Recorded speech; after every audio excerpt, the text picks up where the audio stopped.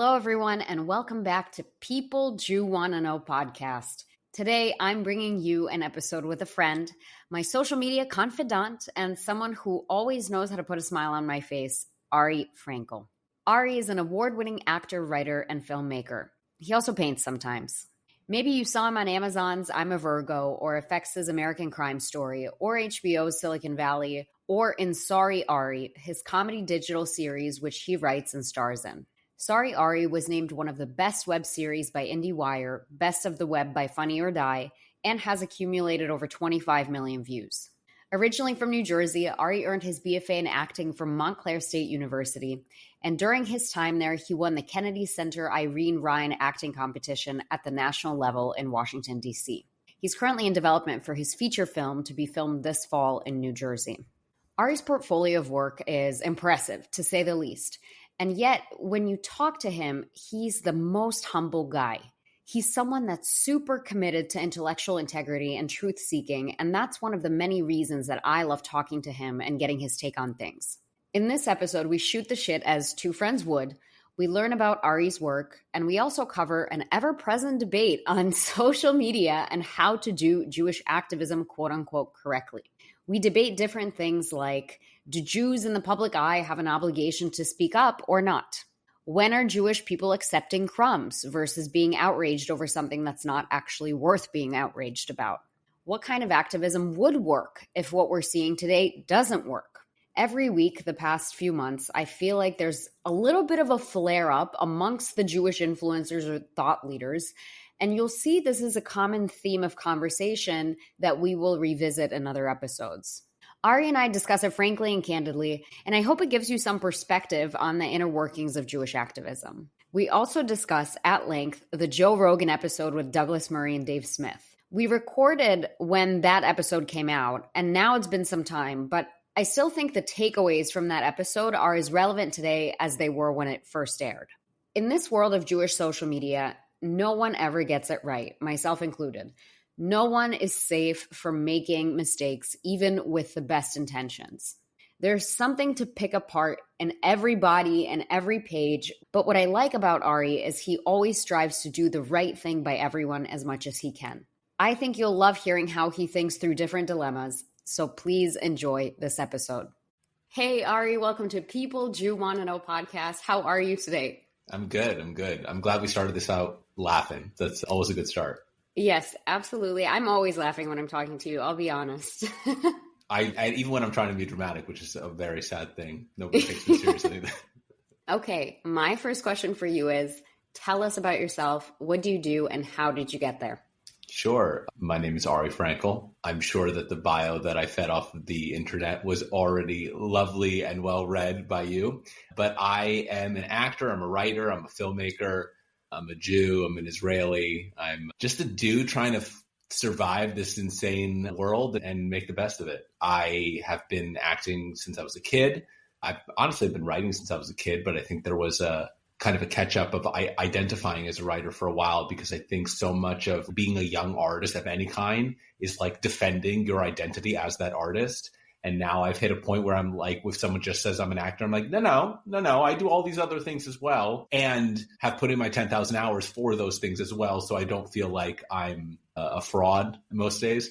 But I have acted quite a bit in television the last 10 years. Before that, a lot of theater. And within that time, I created quite a bit of my own content. I hate that word, but it is them's the breaks. I make a lot of short films, basically a lot of short content, a lot of short sketches, things like that. And now I'm working towards a feature film, which I'm planning on filming this September in New Jersey about grief. It's a comedy.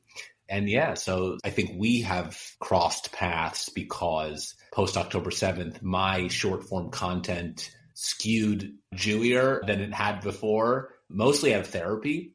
And it has been, to my great surprise, that it has resonated with an audience that seems to get some solace out of my filmed therapy. So, I'm very excited that it's resonating and that people are being drawn to my work, and hopefully will continue to watch my work that is not Jewish centered. Although with this face, I guess it's all Jewish centered. I don't know.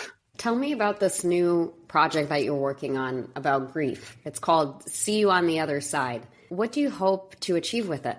Sure. So it is about the year of grief after my dad died. Again, the same kind of principle. I wrote it out of therapy and then it became a thing. I've said this on multiple platforms, but I read this book called Bittersweet by Susan Cain. And the basic conceit of the book is that whatever grief you can't work through, make it your creative offering. And so that's what I did. And I just wrote over about a year this script. And over the last 2 years, we've been developing it, casting it, improving it. And so, if you asked me this question before October 7th, interestingly, I think that this was still part of it, but now it's much more front of mind that I believe it's a bit of a duty to tell positive, joyful Jewish stories and humanize us, because what is happening to Jews around the world is the active dehumanization of Jews. And the best way to humanize people is with stories that are relatable, that are about experiences that other people go through. And I think we know everybody loses people throughout their life. And so while it is a Jewish and Israeli lens, because that is my lens and my point of view,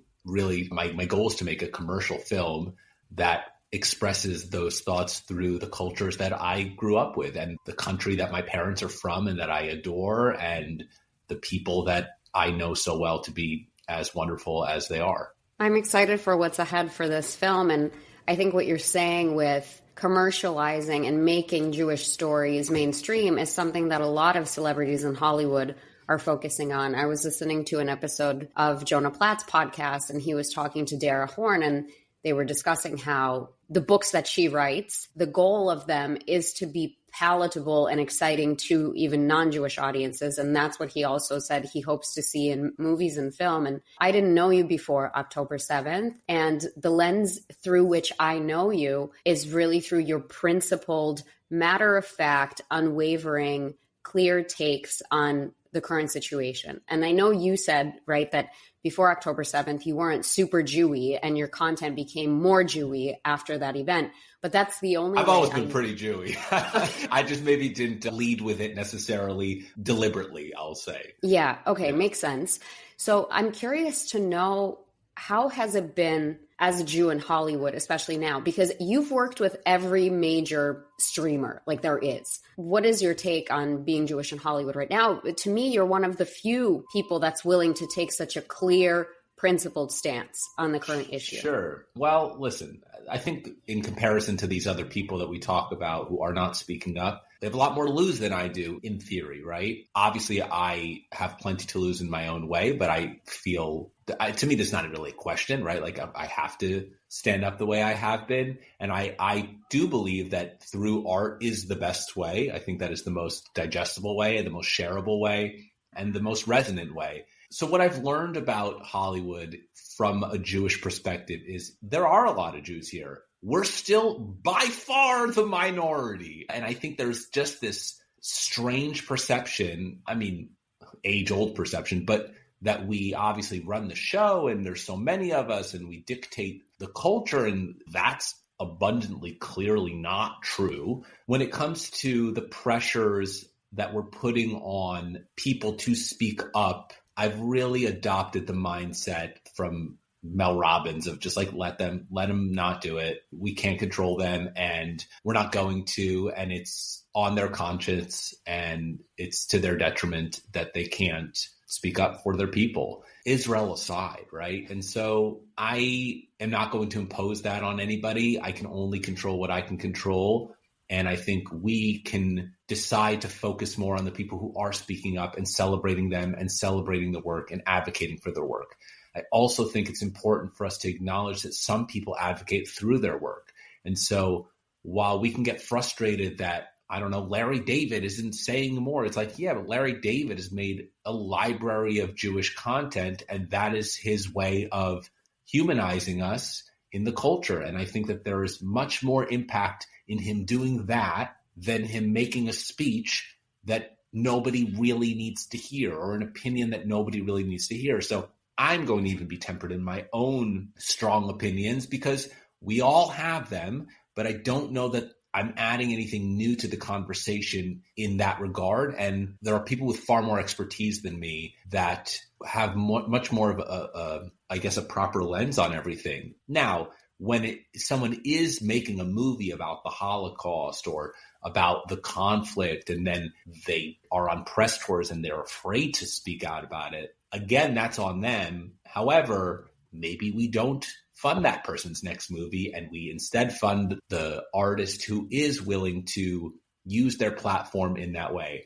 But I've said this a million times. I just think we need to stop putting celebrities on a pedestal in the capacity that their lack of knowledge on these subjects should be amplified. I don't think they should. And I think that they muddy the water and they muddy their art. And there are so many people who I liked their art before. I mean, this is something that I don't think other people don't. They just can't experience it. They don't really know what's happening. But when you see people make these crazy statements about Jews or Israel now, and we love them, we grew up listening to their music or watching their movies, and now you're like, fuck, you've ruined it for me. You've ruined it for me. It doesn't matter how talented you are. It is irrelevant because your shitty opinion has alienated me. And I don't want to do that as an artist. And I understand I'm not Steven Spielberg right now, right? But I imagine that if he came out and said something and then alienated half his audience, he'd be like, damn, I just wanted you to watch my movies, you know? And he might be like, and I'm giving millions of dollars and that's the way I'm going to do it. I think there's merit to that as well, you know? That's my tirade.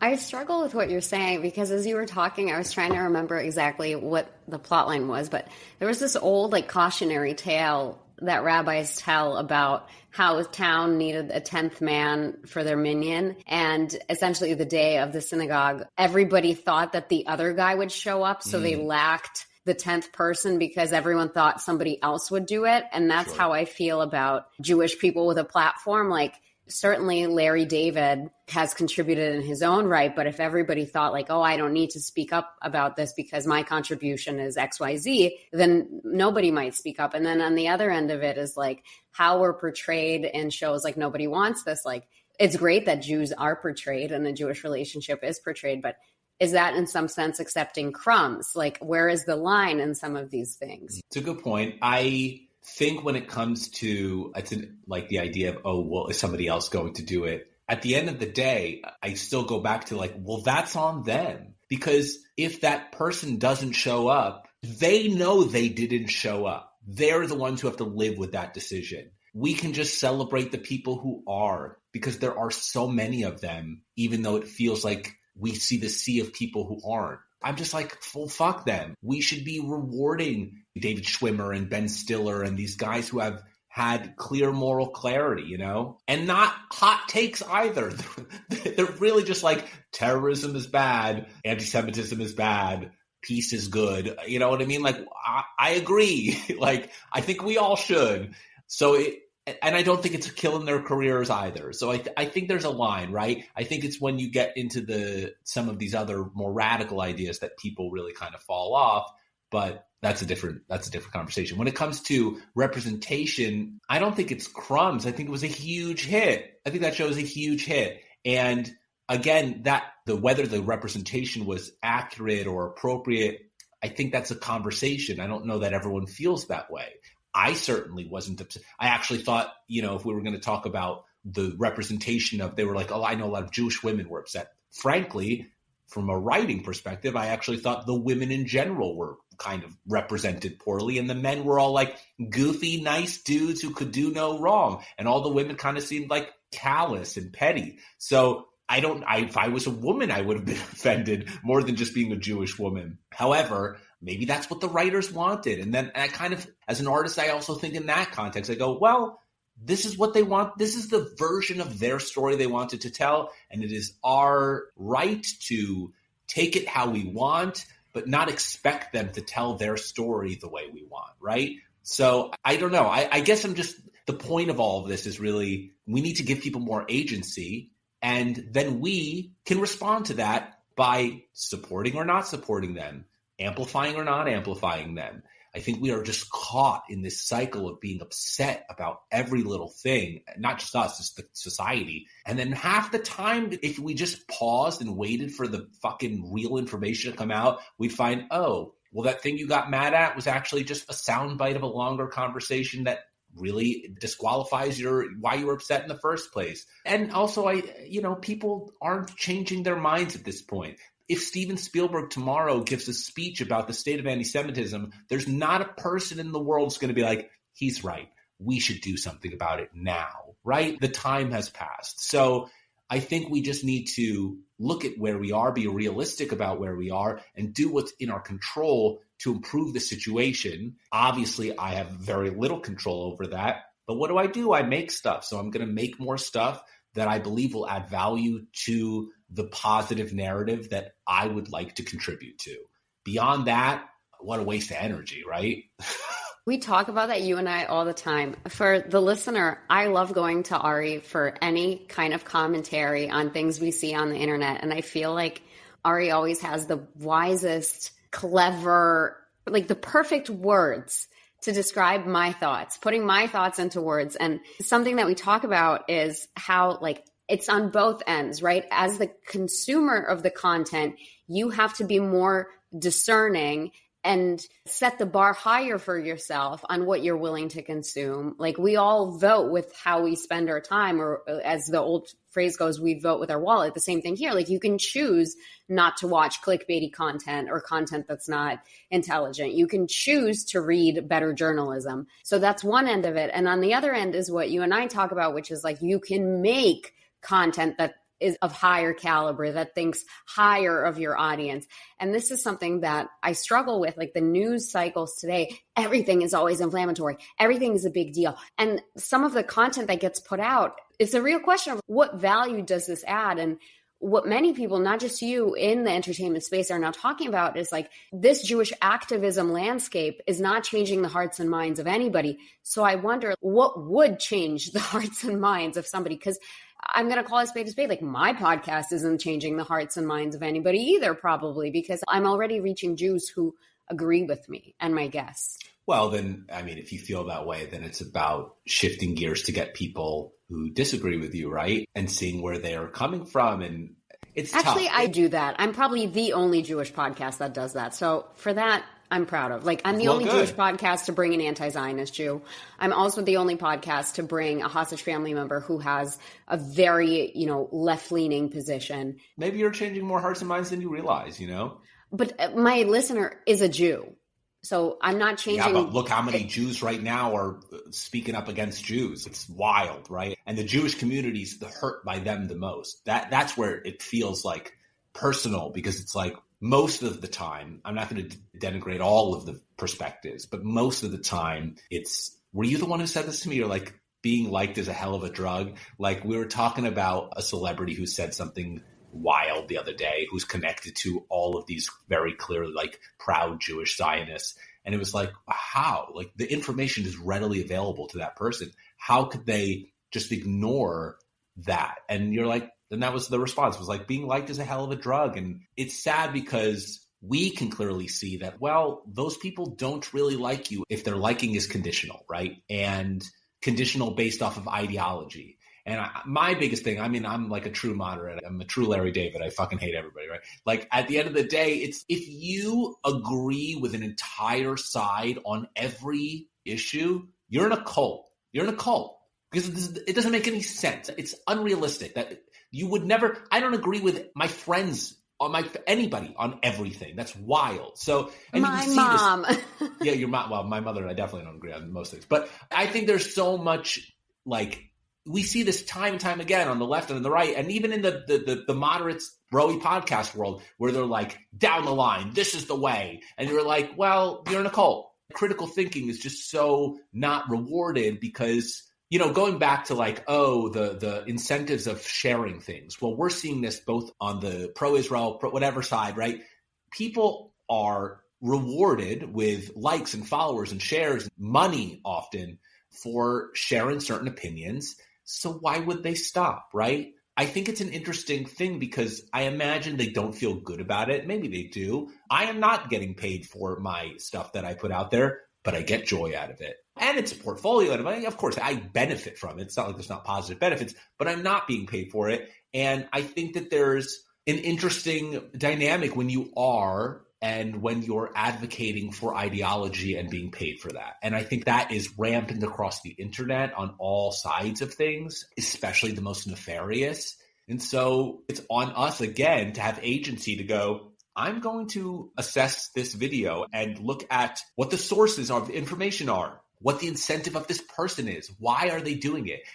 Like something we talked about the other day is this whole debate about the Dave Smith, Douglas Murray thing about the, which I know by the time this comes out, it'll probably be old news, but still I think this conversation of like, should podcasters be able to talk about whatever they want? Of course. Should experts be regarded at a higher perspective? Of course. Are experts wrong sometimes? Yeah, we've seen that too. However, I do still feel like if that person who's just talking all the time is on multiple podcasts every week talking about that thing that they claim they're not an expert on, well, we should have some deductive reasoning there to go, there's clearly an incentive here. And whether it's money or views or they want to stay in the conversation or in the news cycle, that's probably it. I think when it's someone who like hosts a podcast and then they're bringing people on, I'm less suspicious of. But if you see someone who's on Piers Morgan every other day, chances are they're benefiting from having that alternative opinion. And maybe they believe it, sure. But I can't imagine they're going to be flexible in learning new information or changing that opinion if having that opinion is giving them all of these media opportunities, right? Well, I think that was Douglas Murray's whole point, right, about having this comic on. And anyone listening who has not watched that episode of the Joe Rogan podcast with Douglas Murray and Dave Smith, I highly recommend that you watch it. It is a painful watch, but it's a very good watch. And one could say that even about Douglas, right? Because Douglas now has this booming career where he is releasing books and everything. It just so happens that I think Douglas is representing a moral position. And I think he has a track record of always supporting human rights causes. Because if you look back, 10 plus years on his journalism, he has always covered these kinds of positions with a regard for humanity, a desire for peace, a position of moral clarity, etc. My take is, irrespective of good or bad actors, the human nature is as such where if I'm going to make money doing this thing, I'm going to do that thing because I gain a benefit from it. And I want to bring us back to a few months ago when you and I were at the AJC Creator Summit. Because if you remember, that can of worms got blown up and it was really awkward. I loved it. So in that Creator Summit, it was basically like a room of 40 different content creators. And the goal of the session was to, one, offer them a space to feel comfortable, because a lot of these creators are experiencing anti-Semitism day in and day out. And then two, attempt to give actionable guidance on how they can continue to make content, show up as Jewish creators online, etc.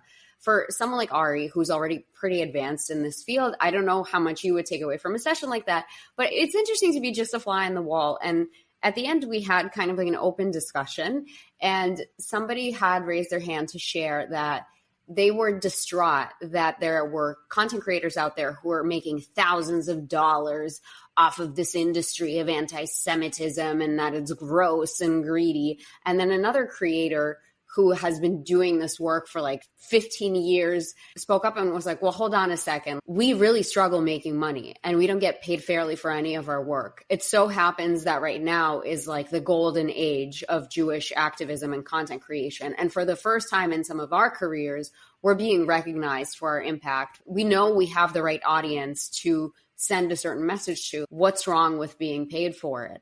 And where I netted out is there's nothing wrong with being compensated for your work. There's nothing wrong with being compensated for an activism. There just needs to be some guardrails around where it turns into greed or when you become a sellout. Like, you have to be authentic with who you are as a person, what your audience expects out of you, and then it's fine. I agree wholeheartedly. I feel I'm more in the camp of, I think it's gross to take money for certain causes. It's tough. I understand. People got to pay their rent. I get it. I don't know. I don't know the answer there. I'm certainly not a professional activist or advocate. I'm an artist who makes things, and I happen to use the moment to express my beliefs through my art. But you're not going to see me get paid to make a video giving a hot take about any of this. And I've been offered. So again, I can only vouch for myself here, and I don't blame anybody necessarily, but I do think that the people, okay, let me put it this way.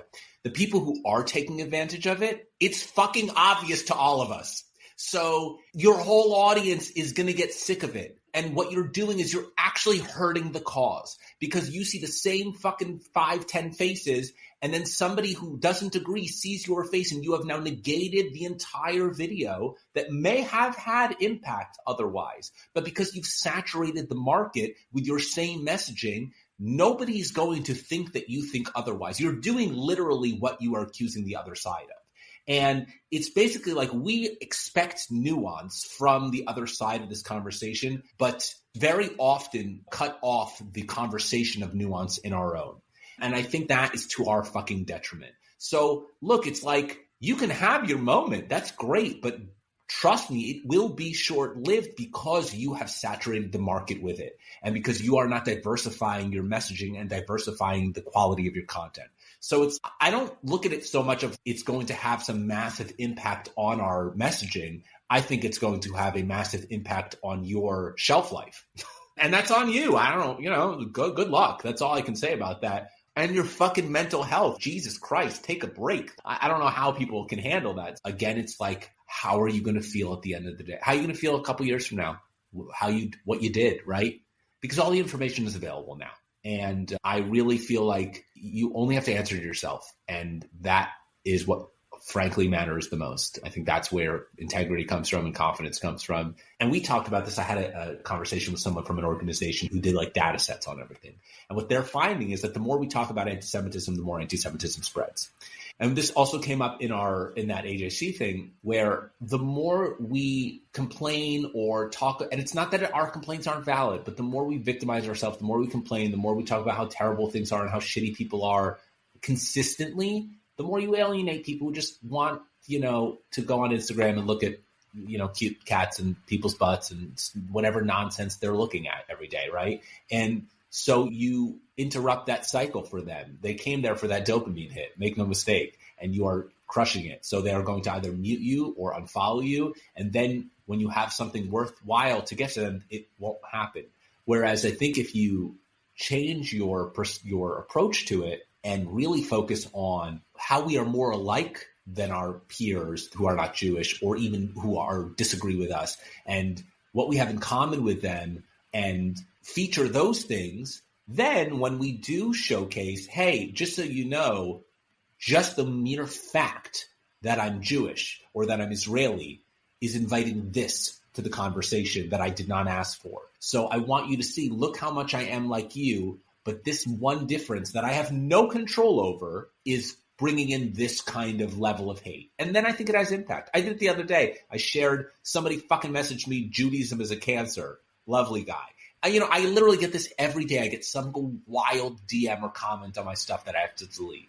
And I was like, I'm just going to share one because I think people should know, because I think that they assume I don't get that kind of stuff, because most of my stuff that I do put out is more positive focused, we'll say. They don't care, And you can be like, well, it's a bot or it's a kid, or it doesn't matter. When you see a death threat, it's fucking scary. I think the reality is until you are in that position, it's probably going to be easy to brush off. And then I hope you never are in that position, frankly. It's not fun. I've only gotten one death threat so far. I'm sorry that even happened. Yeah, thank you. That's my record for now, is one death threat per year.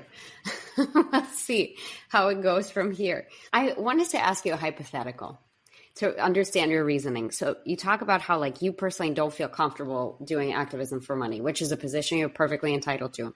Would it be different if a Jewish nonprofit reached out to you and said, hey, we really need support getting the message out about our campaign to raise money for blah, blah, blah in Israel? Could you make a video for us? We know you love our organization. Let's imagine you already like this organization. You would be happy to share about them, even if they didn't pay you anything. Mm-hmm. We know you like our organization. We really need help getting the message out. Would you be willing to make a reel for us? We know you have a screening coming up. We'd love to block a row at your next film screening and pay for those seats so that people are coming to see your show as a token of gratitude.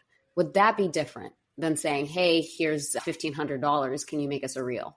No, wouldn't do that either. I would do it if they said, hey, can you make us a short film about this thing? If they're using the context of what I do, it's like asking a singer to make a video talking to the camera. We'll ask the singer to sing a song, right? If it was in the context of what I already do and the value I believe I bring to the conversation, then it'd be a difference and it is aligned with my views, then I think I would do that. But if it's just me talking about, nobody wants that. There's not a person in the world who wants a video of me talking about any topic.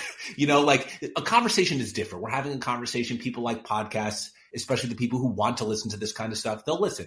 But ultimately, when it's like, those videos of people talking on the camera about a cause or anything like, nobody fucking likes it. Nobody wants it. Unless you are the president of that organization and you are talking about your job and your position in that organization, fine. That doesn't mean that I don't once in a while have a tirade about something in a story through text, right? And even those, I don't typically like to do it.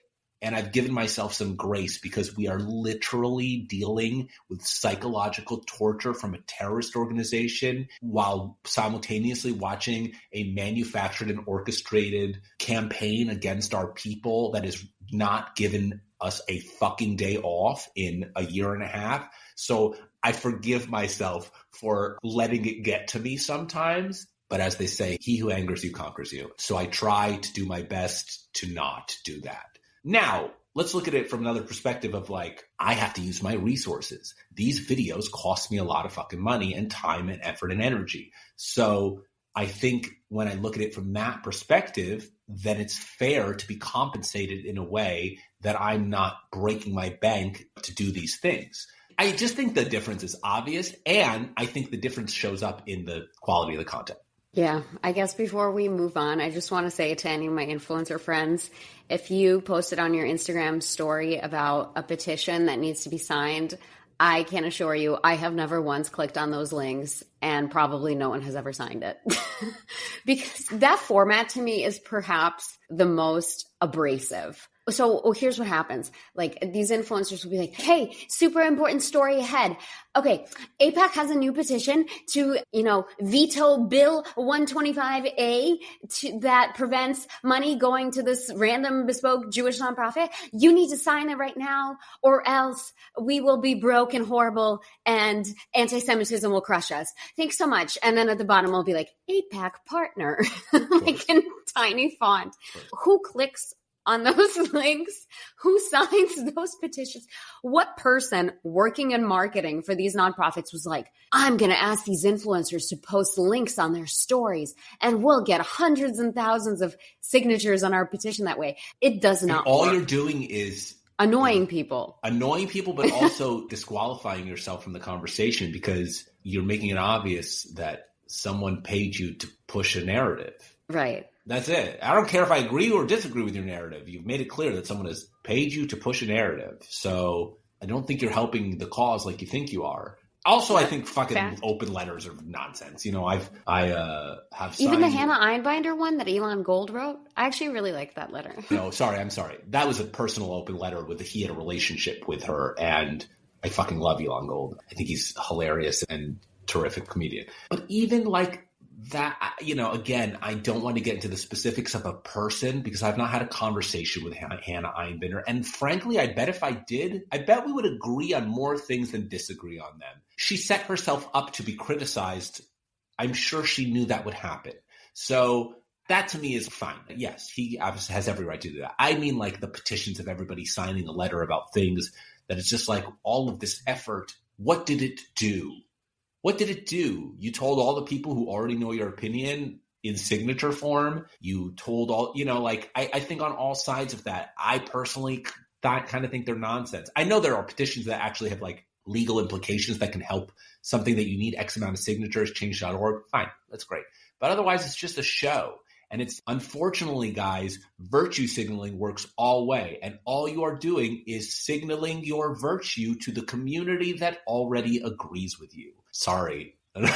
Touche. I want to pivot us a little bit to understand, as you're working on these different artistic projects and endeavors.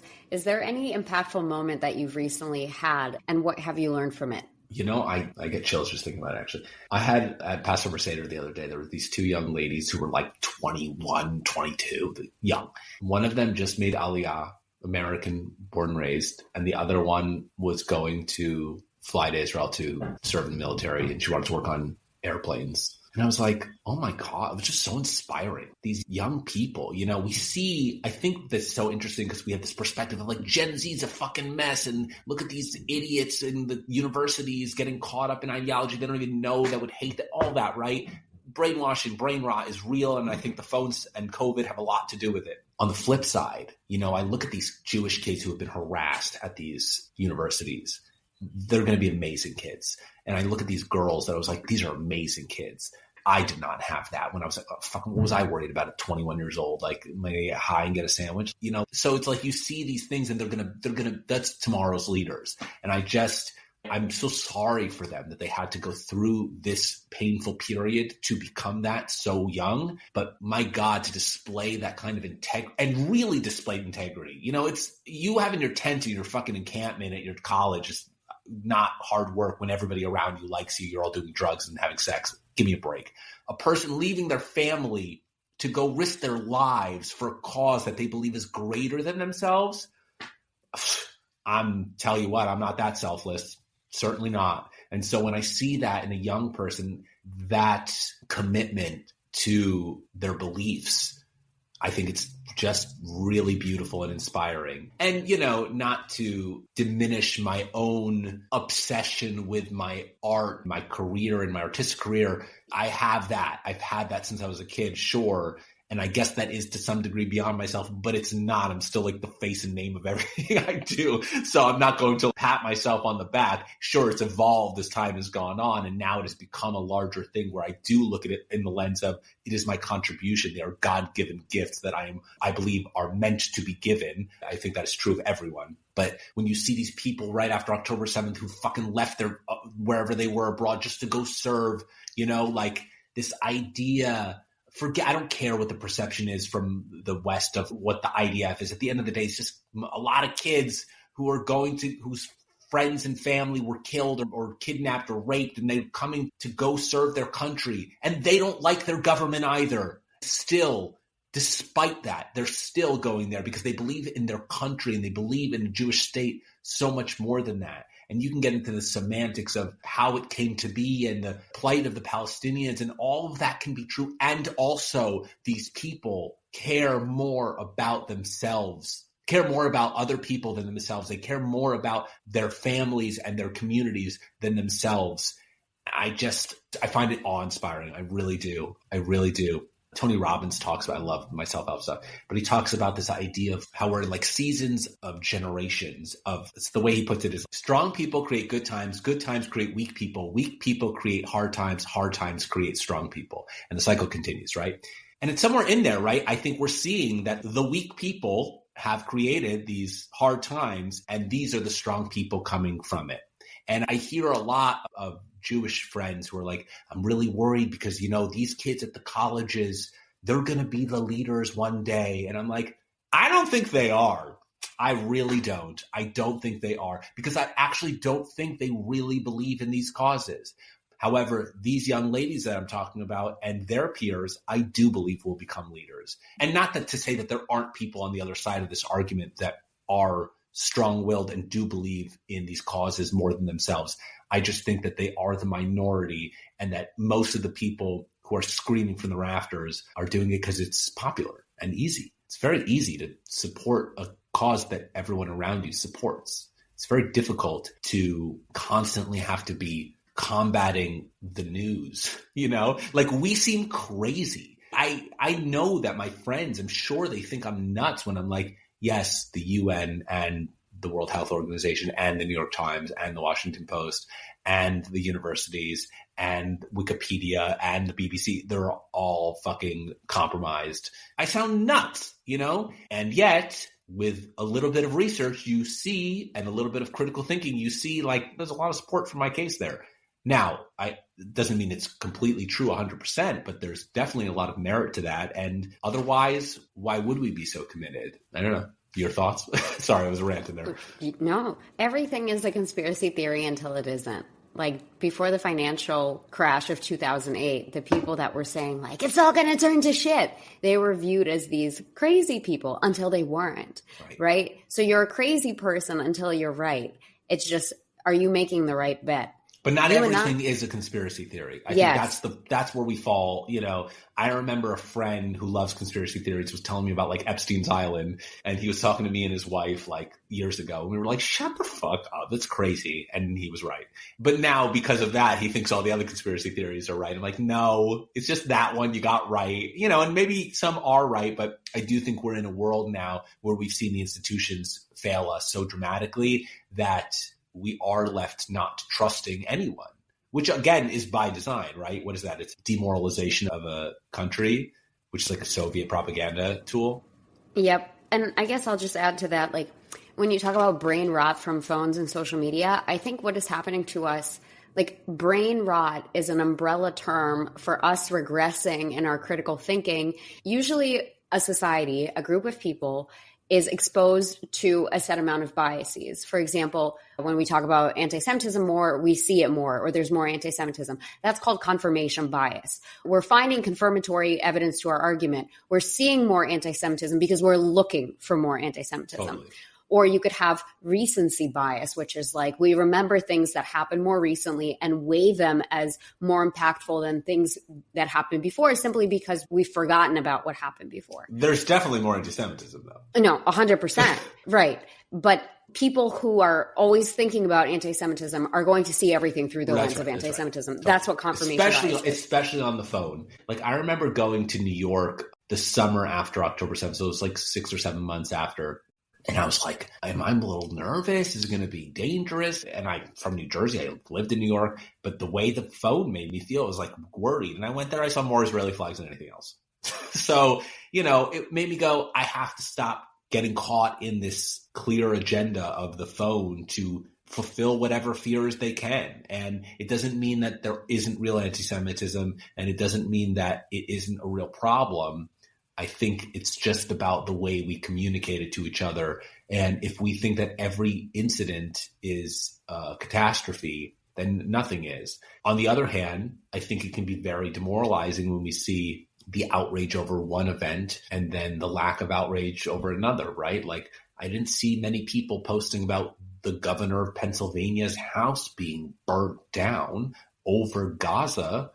That's insane. You would have thought that maybe, especially considering he's like a leading contender in the Democratic Party, that would be of concern. But it doesn't serve people's narratives. And I think it's to the detriment of that side of things, because had more people spoken up against it who still maybe fundamentally disagree with him as a person, but said, and it's wrong to burn his house down, we're going to take them more seriously. And I will say, from the Jewish side of things that I see a lot of people acknowledging the horror that the Palestinian people are dealing with, whether it's from the consequences of war that they didn't sign up for or the terrorist organization that fucking holds them hostage. I would say like that was my biggest kind of problem with Douglas Murray in that argument, was like I wanted him to have the humility in the same way that Dave needed to have the humility to say, you know what? I haven't been to Israel. I haven't been to the region. I don't know that the information is accurate. And it is on me to go there to affirm it in one way or another. In the same way, I think it is important for someone like Murray or anybody on the other side of things to not be so defensive and look at the reality of, yeah, a lot of fucking people have died. A lot of innocent people have died. And that's fucking sad and tragic. And I do see on a pedestrian level, most Jewish people I know do acknowledge that. And I think it's important for us, again, back to agency, it's for us. It's so that we have our own integrity and we have our own humility to go, yes, I still believe in my people and their community and our country.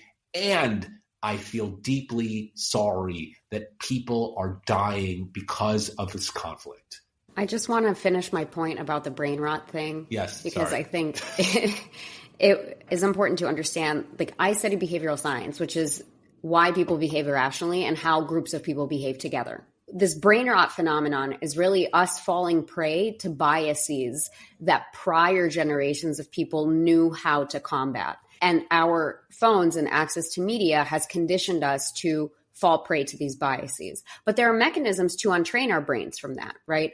Simple debiasing, like making somebody aware, like, did you know that you tend to weigh things that happen more recently to you as more impactful, even though if you look a year ago, something else might have happened that had been more important, you just don't remember. Like, when you make people aware of these psychological phenomenons, it's usually enough for them to switch gears and be like, and they get debiased. And so what we're seeing in this generation of people that are glued to their phones is a regression to the point where they're not able to recognize the bias in their own thinking. And so then their whole lives, they're going through the paradigm of not understanding that their thinking is biased. And let's talk about Dave Smith and Douglas Murray, because I think this is related. The reason I agree with Douglas that it's a criticism that Dave hasn't even been to Gaza or Israel is not because I think that every person, in order to be knowledgeable on the Israel-Palestine conflict, has to visit Israel and Gaza. It's because what Dave was saying is not true, and it would have been very clearly untrue simply by going to Gaza and seeing it for yourself.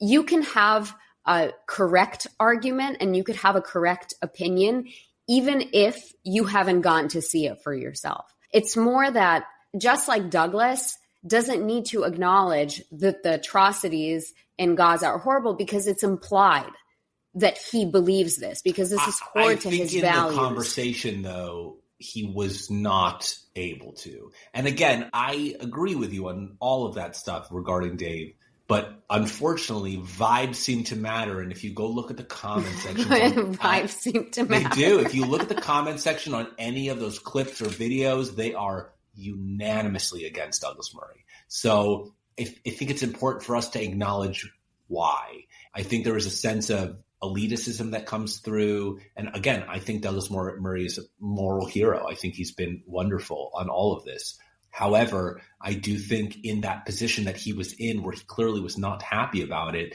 it did not do us any favors. I saw he's going to be on Bill Maher tonight. I'm sure they'll talk about it there too. I think the reason also that we need to acknowledge of why people probably got so upset about it and favor Dave is, a little bit of it's like, well, Dave's just a regular dude and people like the way he talks, right? And that's why Rogan is so popular. He's just feels like someone you know and just talks like, and you listen to him enough, you go, well, he's apathetic. I disagree with him on things and I disagree with a lot of his guests, but he seems like he wants to learn, right? You have more empathy for when they get things wrong. And I think the reason why people really are upset about it and got so worked up about it is because it challenged them. And it made them go, wait a minute. So you're telling me all those fucking hours I've been learning from podcasters mean nothing? Fuck you. Like, you're telling me all of this knowledge and information that I've gained from all of this time from reading books means nothing because I didn't participate in the thing? Nobody wants to hear that. Even if there's truth to it, right? You can read 1,000 books on exercising, but if you don't exercise, you don't know really much about exercise. So I understand in theory, but I really think, and I think this is true even on a larger scale when we talk about like, right, there's that, actually Douglas says this a lot, but like, if you want to know like what a country's guilty for, see what they blame the Jews for. I think that is true a lot on the internet too. And that you just see people getting angry about things that they don't want to look at as their own internal failings. And we all have them. But it just struck a nerve because it really made people look inward or avoid looking inward about something that is clearly obvious. We need to trust people who have more information and experience and expertise over the people who read some books about something. I saw Douglas on another podcast express this about UFC, that if he started talking about UFC out of context, Rogan, who is clearly an expert on it, would be fucking annoyed and tell him he was wrong about that. So when it comes to something so dire and about Israel-Palestine, then you would think there would be more concern, especially since everybody wants to talk about it nonstop. And they want to talk about it nonstop because it's making them money, right? It's the only reason why. They don't actually care about the conflict. They're just clearly getting money and attention and whatever you want to look at that value out of it. It's relentless. I don't know. I'm more afraid of the casual opinions. I'm less afraid of the people who hate us because they aren't changing their mind. I'm more afraid of it just being part of the zeitgeist of this, like, Israel's evil. And they don't care, but when something bad happens to Jews or Israel, they go, well, they deserved it. They're kind of evil, right? And I think that is the most nefarious thing. I think that's like treacherous. I see it even with people I know. They go, yeah, well, but Israel's gone too far. Even I have that opinion sometimes. And I go, but I don't know. Again, if I, who's so invested in this, don't have this information, you certainly don't. So I think it's wild to see like how casual people have these strong points of view on something that really can cause danger and harm to us. I mean, I've now adopted that philosophy with even people I know.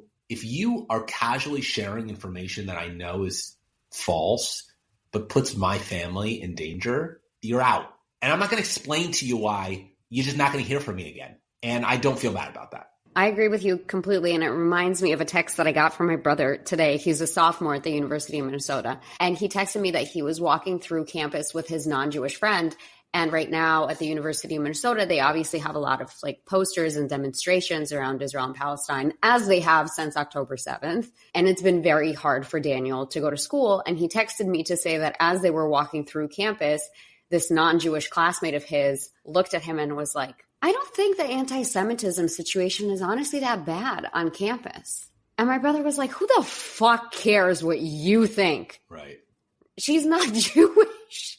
You know, like who the hell actually cares what you think? And change out the person in any other demographic. If we were to say that to another group who felt marginalized or demonized and said it from our perspective that it's not as bad, we would be ostracized for it. And she doesn't even realize. Right. It's not out of bad intent. It's just stupidity. Right. And I texted him back 2 words, unfriend her. Period. Well, look, at that point, you just can try and articulate to people, not to sound conspiracy theorists about it, but it's like when you think about the orchestration of it all, was part of that grand plan for us to get so upset that we do alienate the people in our lives?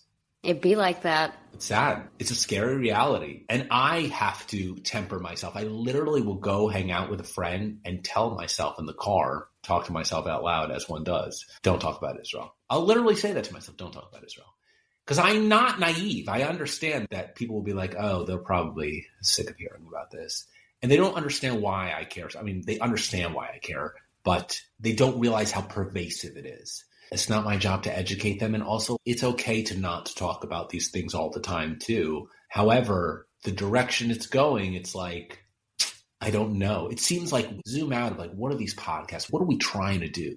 We just are trying to change direction. We just want things to head in a better direction of where things are clearly going. And it's not like we're being catastrophic. There is a precedent. And the precedent is literally the worst organized murder of people in the history of humanity that we know of, right? That is cataloged history. And it wasn't that long ago. It wasn't that long ago. And all the things that preceded it are literally happening now. So it's not a wild thing. I think also what is working against us is that like Bibi is such a scumbag and a lot of his fucking party is such fucking scumbags. And it's like, yeah, we know, guys, we don't like him either. And so for them, they go, well, then how can you not see that what's happening is wrong? But we are able to separate like, well, what's happening with the citizens who are literally rising to the occasion is very different than the government. And if people knew like that same soldier after serving goes home, picks up a fucking placard and protests the prime minister, you'd realize it's a love of country, not a love of government. But I think it's tough for people to separate because, you know, I remember there was like no other land. People were talking about that. And it's like, oh, well, you know, this West Bank is a whole different thing. It's like, you think the average person knows the difference between the West Bank and Gaza? They see Palestinian, you know? I mean, I don't agree with what's happening in the West Bank either. So, and yet, right? It's like just nuance. It's just hard for people, especially about things they don't care about. And I can empathize because do I have some nuanced perspective on Taiwan or Ukraine or these areas that I am not an expert in or that I don't have personal connection to? No. So why should they, right? Like you have to have some humility in the way you're regarding your friends that you're expecting so much more from them too. that maybe you're not rising to the occasion in the same way on other subjects. I'm just not going out and telling people that I don't think that issue is that big of an issue. You know, in that case, you refrain from speaking. Believe it or not, that is always an option on the table. I like, it's okay to not have an opinion, you know? I think it might have been Mark Twain that said, it's better to stay silent and be thought a fool than to say something and remove all doubt. Yeah, 100%. 100%. So you should probably delete this podcast is what I'm saying. Tell me, do you have a message to young Jewish people that you want to share? We've been doing this a long time. We always figure it out. And I, too, rejected my Judaism at a young age. Someone said to me once, you'll be called to it again, whether you like it or not. They were right. So young Jewish people, I say, live your fucking life, figure it out, and you are a Jew whether you like it or not. So the best approach is to embrace it and to stay away from people who have friendships with you that are conditional. You wouldn't hold them to that standard based on their identity. So don't allow anybody to do the same for you. Tell me, how can people connect with you on social media and learn more about your upcoming work? Yeah, I'm Ari Frenkel. It's Arifrenkel. Interestingly, there's also an Ariel Frenkel, which is my full name, who was a contestant on The Bachelor. That's not me. She's a tall brunette. Don't confuse us. But I am Ari Frenkel. It's also arifrenkel.com. I think it's like Ari Frenkel Films on YouTube. You can see all of my work there. I've put it all in a nice library. My film is See You on the Other Side. You can learn more at Other Side Film. You can donate and support. That would be awesome. Or if you're a nice Jewish investor who wants to get involved with my movie, you can find me too. But yeah, I'm available. And if anybody wants to connect, and especially if there was something that we talked about that resonated and you have questions or it meant something to you or you want me to fuck off, whatever, I'm here to listen. So thanks for doing this. And I have one final question for you. Yes. It's one that I ask every guest of the podcast. Who would you like to nominate for People Jew Want to Know? Oh, yeah. You got to use that. Do you know Becky Tahel? Yes, of course. Has she been on here already? No. Oh, she's the best. I did not know you know I adore Becky. her. Yeah, I was at She's her the casting freaking actually. best. That is a fantastic nomination. She's it great. would be my honor. She's a delight. She's been focusing on like unplugging from phone stuff. Yep. Her husband's awesome too. They're great. They're just solid fucking people. And she's doing the work. She's spreading positive, joyful Jewish messaging, you know, exactly what I believe we should be doing more of. So yeah, I think she would be great on here. Way more entertaining than me. Thanks so much for doing this, Ari. Of course. If you've enjoyed this podcast, please go ahead and rate us 5 stars. Be the first to hear our episodes by subscribing to People Jew Want to Know wherever you get your podcasts. And for exclusive content, follow us on Instagram at People Jew Want to Know.